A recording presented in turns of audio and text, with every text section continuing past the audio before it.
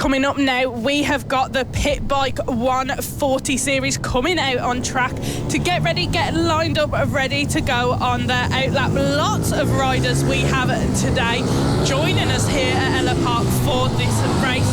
Always interesting stuff seen from these guys in the Pitbike.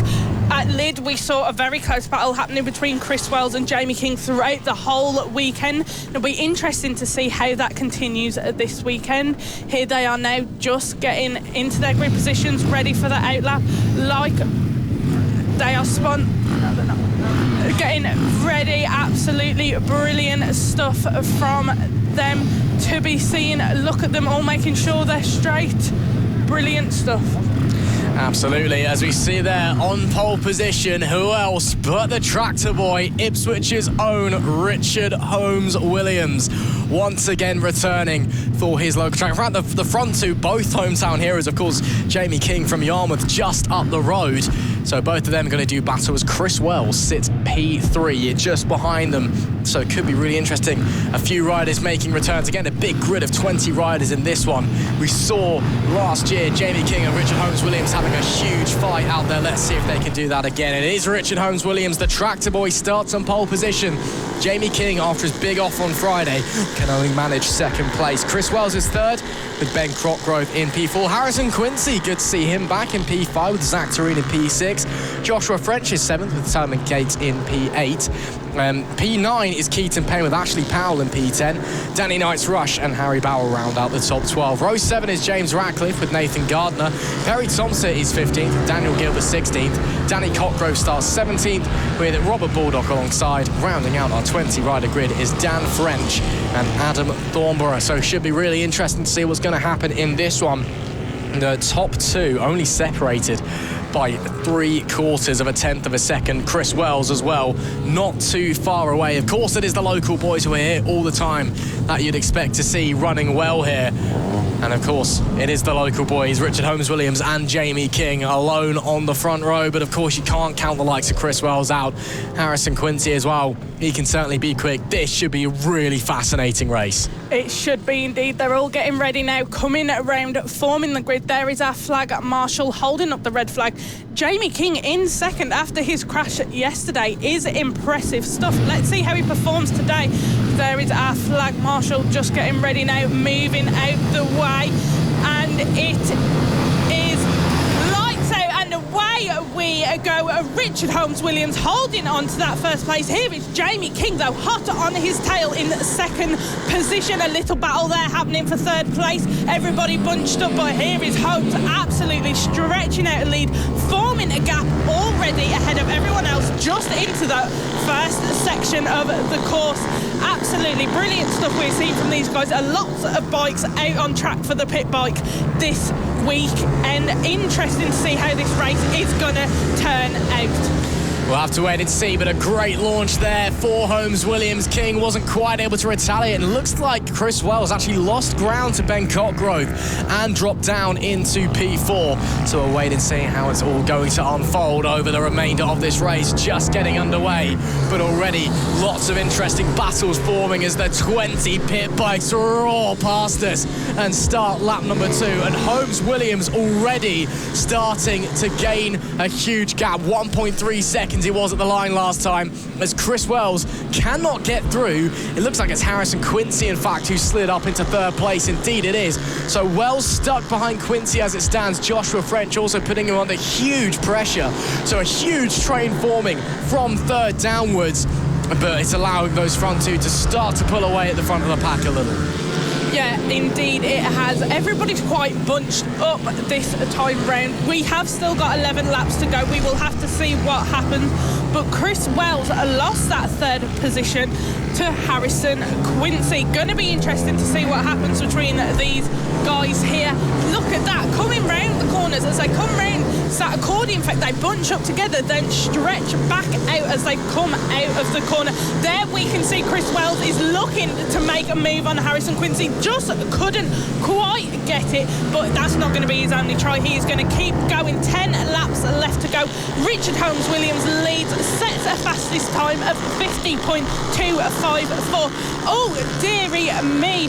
Chris Wells has lost another place to Joshua French on the 116. In fact, he's lost 2 positions because he had to get out of it, and Ben Cotgrove has slipped past as well.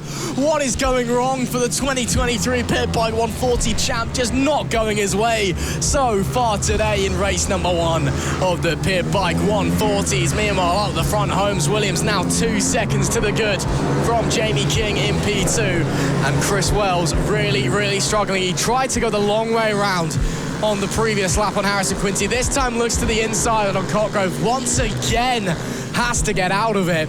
Goodness me, he just doesn't have an answer at the moment. Does the 62, just can't quite find it as they push around a huge grid of 25 bikes here. Action everywhere you look. But right now, it's all eyes on this group here as Quincy into the podium places, and everyone wondering what is going on with Chris Wells, who normally is leading, or at the very least is in a very close second place today. Just looks like he can't quite find it. Yeah, it looks like he's just struggling a bit to find the pace today and pull what he needs to out of this bike to be up there running with the front runners. 9 laps left to go. He is still tuck behind Ben Cotgrove and Joshua French, but he has got Zac TOERIEN hot on his tail as well, trying to take 6th position away from him. So it'll be interesting to see what happens though, but Richard Holmes-Williams and Jamie King flying ahead of everybody else. Very interesting stuff. 8 laps left to go.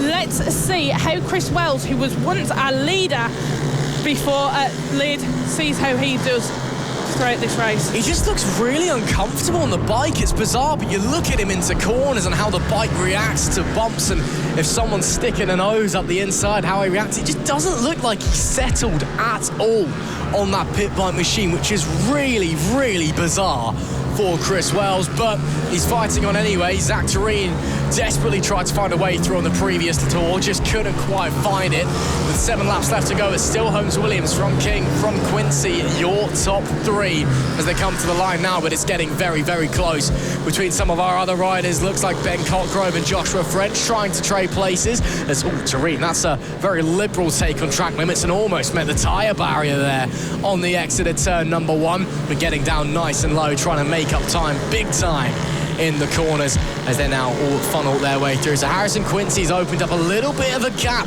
to French and Cotgrove behind, and as they're starting, the fight is starting to bunch everyone else up behind them as well. So French leaves Cotgrove in P4 at the moment. Wells once again looks to the inside and once again finds nothing. 7, soon to be 6 laps left to go, and Chris Wells stuck in P6. Yeah, he just doesn't seem to be able to be pushing and getting everything he can out the bike today. It looks like it's not really working with him today, but we'll have to see how he does. Out in front, we have a Richard Holmes-Williams, 3-second gap to... Sorry, got Jamie very close to the wall there, did Joshua French, really leaving it all out on the track and then some. Yeah, these guys are pushing hard. They are indeed very close battles between these guys. They are just wanting to battle. Oh, Chris Wells went to look and make a move again, and once again just couldn't get past Ben Cotgrove on the 52. He's struggling there. Ben Cotgrove, though, looking to make a move past the 1-1-6 of Joshua French, and he has, and I do believe Chris Wells has as well. He has indeed, up to 5th place now for Chris Wells, looking to make that move past Ben Cotgrove, but still, that is the person he's struggling with. Very close battle between these guys here. They are tight as anything. Who is going to take it? Chris Wells looks to the inside, and he does. Chris Wells takes that move and gets past Cotgrove. Oh, this is fierce racing. The pit bike guys making no friends out there on the track, as to the inside and on the grass maybe. Man, oh man, Joshua French going off-roading, going motocross style as he tried to get through there. But unable to try and get anything for the time being. 5 laps left to go, and it is getting aggressive. These guys, wow, really pushing each other hard. They are, like you said, ferocious racing happen between these guys. They are being vicious with each other. They're not taking it easy on each other. They're not quite good friends. Normally we see them all chatting in the paddock, but visors down, they do not care. They are pushing each other to the limits to keep in that top 10 and fight for those podium positions. We have got 4 laps left to go, and now Richard Holmes-Williams, starting pole position, has held on to that position. Jamie King, still after his incident yesterday, holding on to second place. He was telling us earlier when we interviewed him in the paddock, he was a bit worried about how he'd do today. He saw he's uncomfortable, but look at him in second place and holding on to it. Doing a great job, but just doesn't have an answer for the tractor boy, does Pitbike Sonic at the moment. Well, I mean, the gap of 3.5 seconds at the line last time between first and second tells you everything you need to know about what is going on in this race. As there we see coming to the line now, starting the last lap, that'll be Chris Wells. He comes home in P4. Joshua French is 5th. Zac TOERIEN in P6 at the moment. 3 laps left to run. Can anybody shake anything up once again? Because it's been a chaotic race so far. I don't think it's done doing that just yet. No, I don't think it's done either. It's so interesting what is going on with these guys today. Like Ross just said, 3 laps left to go in this race. Richard Holmes-Williams ahead of everyone else, absolutely dominating this first race of the pit bikes here at Ellough Park. Jamie King running in second. Third on the 755 we have Harrison QUINSEE. Absolute brilliant stuff we are seeing from these guys today racing here. Here is our second place runner right now, and back to our first place. There is Richard Holmes-Williams. 2 laps left to go on the penultimate lap of racing here at Ellough Park. Absolutely dominating ahead of everybody else. Everybody's still a bit bunched up. Oh, Jamie King stuck in a bit of traffic there. That was close for him there, but Richard Holmes-Williams is breezing on round this track here at Ellough Park. 2 laps left to go. He's just come through that hairpin section, past that chicane, coming into the final section of the track to begin his final lap of racing. He has absolutely dominated this first race of the pit bikes, got himself out of all the bunching up of everybody else, focused on taking that lead, and is absolutely flown with it. We are on our last lap of racing for the pit bikes. Race number 1 here at Ellough Park. Look, there is our race leader, Richard Holmes-Williams. Just in the background of our screens, we saw our second place runner, Jamie King, trying to catch up with him, but Holmes has absolutely dominated, is leading with absolute ease this pit bike race. I mean, it's very, very rare you see domination to this scale in the pit bike 140s. Normally, they're scrapping all the way to the line. But the tractor boy today has turned up and shown them who's boss. As he rounds paddock bend for the final time, Richard Holmes-Williams will hear the adoring local fans calling his name, because it is the hometown hero who takes a dominant victory. Richard Holmes-Williams wins a brilliant race number 1 and does it in some style by 2.5 seconds from Jamie King. He backed off on the last lap as well to celebrate and was 2 seconds off of the laps that he was running. Jamie King finishes in second with Harrison QUINSEE rounding out the podium places. But Holmes-Williams simply untouchable in that one. He was indeed. Absolute brilliant stuff we saw from him. Like you said, we have not seen domination like that so far. Absolutely brilliant stuff from Richard Holmes-Williams. Here he is now on our screens. That is your race winner for the first race here at Ellough Park. Wow, what a race we've just seen. It's Richard Holmes-Williams who takes victory with Jamie King in P2. Harrison QUINSEE rounding out the podium places. Chris Wells finishes P4 with Joshua French in P5. Zac TOERIEN just behind in 6th. Ben Cockgrove was 7th with Simon Gates in P8. Keaton PAYNE 9th. And Danny Knight's Rush, who rounded out our top 10 there. Did have a fair few DNFs in that one, unfortunately, by the looks of things, as to be expected. Looks like we lost Zac Andrews, Nathen GARDNER, Robert LEVERIDGE, Monty COTGROVE and Bradley Powell amongst all the chaos But man, oh man, what an interesting race we've seen there. Yes, some fantastic pit bike action as those fighting for the final podium place really got the elbows out. But really interesting to see Richard Holmes-Williams' advantage today. Does he keep that moving forward into race 2 and race number 3 later on this weekend? Race number 2 in the Pitbike 140s, and this is going to be exciting. Of course, race number 1, a very, very interesting affair as they make their way to the grid. And it will be starting on pole position, Richard Holmes-Williams, Jamie King alongside Chris Wells and Ben Cotgrove on row 2. Harrison Quincy 5th with Zac TOERIEN 6th. Joshua French 7th, Simon Gates 8th, Keaton PAYNE P9 and Ashley Power rounding out the top 10. Danny Knight's Rush is in P11 with Harry Barrell in P12. James Ratcliffe 13th with Nathen GARDNER P14. Perry Thompson 15th, Daniel Gilbert 16th. Row 9 is Danny Cotgrove and Robert Baldock with Dan French 19th. Adam Thornborough rounds out our top 20 with P21, Bradley Powell, Lukasz CACKOWSKI P22, Zac ANDREWS 23rd, Monty COTGROVE P24, Robert Leveridge starts P25. So a huge grid of 25 riders here.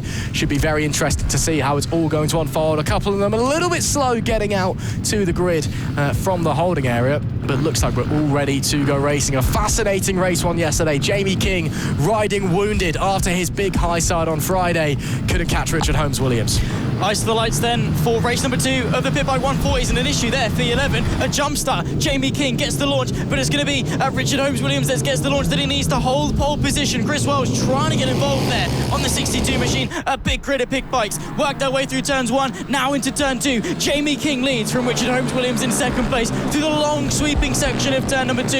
Is there a counter-attack on? The home hero leads in Ellough Park, but a counter-attack straight away to the hairpin. Oh, cast your minds back to last season. Holmes-Williams and King already pulling out another classic as Chris Wells, who had bike issues yesterday, it turns out that's why he wasn't running well, seems to have got those gremlins sorted. He's holding on to 3rd place at the moment as they bomb their way down to the bottom end of the racetrack. It is still Holmes-Williams that leads from King in P2. Ben Cotgrove giving it a bit of a go on Chris Wells. King really, really wide as they come to the end of the opening lap of the race. Jamie King desperate to win at his home track, hasn't been able to do it for quite some time, and Richard Holmes-Williams from up the road, a local rival from Ipswich, the tractor boy as they call him, holds on to the lead coming out of turn number 1 on lap 2. Yeah, really, really good stuff. Jamie King just at the moment hasn't got the pace to contend with Richard Holmes-Williams as things stand, and he's got to be careful not to fall back to Chris Wells on the 62 there. You can see a couple of moves being made as well. That's the 52 of Ben Cotgrove, under pressure from Joshua French, but also trying to put some pressure onto Harrison Quincy just in front as well. Through the sweeping section once more, seems that Wells is closing in onto Jamie King, and that's going to be the last thing that King wants. He cannot be looking over his shoulder when a race win is in sight. I think Jamie King knew his best opportunity in this race was to get in front of Holmes-Williams at the start and just try and control the pace, because Holmes-Williams once again is starting to extend that gap. A couple of the riders further back still fighting for positions. We see the likes there of Joshua French and Keaton PAYNE battling. There's the 116. Oh, and the number 12, Joshua French and Keaton PAYNE, as I just mentioned, getting argy-bargy down into turn 1. Bit of hand signalling. Not impressed there was Keaton PAYNE, but they're going to push on anyways. PAYNE slides on by. Does French try and go on the attack? That is the 52 there that we see of Ben Cotgrove, should I say, and Joshua French, not Keaton PAYNE. He's just behind, but he's about to get involved if they continue fighting.